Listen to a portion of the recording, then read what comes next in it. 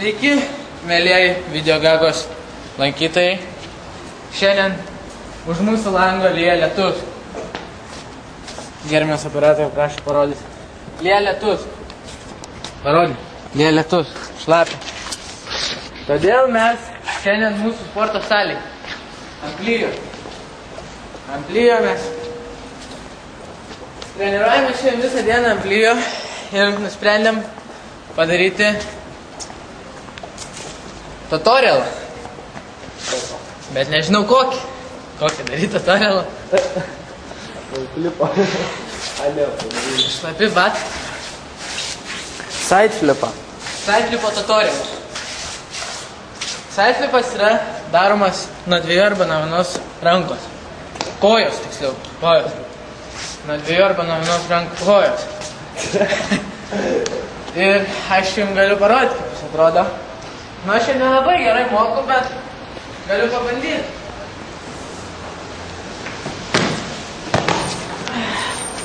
Nusileidimas gali būti arba ant 1, kaip aš dariau, arba iškart ant 2. Esminis dalykas mūsų sideflipo atlikime yra Diasburgerį. Nu, į tas grupiruotė. Visa grupiruotė. Yra grupiruotė. Jūs dar yra svarbus labai dalykas pribėgimai. Mėlieji vaikučiai, pribėgimai. Bėgat, šokat nuo 2 kojų, užlenkiat, šokat į orą, paimat grupiruotę, verčitės. Jūsų retimas visus turi eiti iš pečių, lenki, dešinė šolderas į apačią, kairį virš, lenki, žiūri iš pradžių žemyn. Šokdamas čia, žiūri žemyn, gali tiesiai išdėlės, vis ant galvos pirmus kartus. Žiūri, apsiverti ir iškart žiūri, kur leidži. Svarbiausia yra labai daug, kad duoda tas visas žiūrėjimas. Kai Haris vienam savo tutorialą pasakė, galit žiūrėti, kur norit, čia yra vapšė nesąmonė.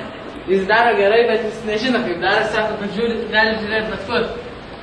Tai va, galit leistis, kaip ir sakiau, ant 1 arba 2. Galima daryti įvairiai šitą mūsų aparatą, kurį mes vadiname sideflipu. Dar kartą parodysiu ir parodysiu dar kartą. Dabar leidausi ant 2. Ant 2 leidamės galite daryti dar vieną.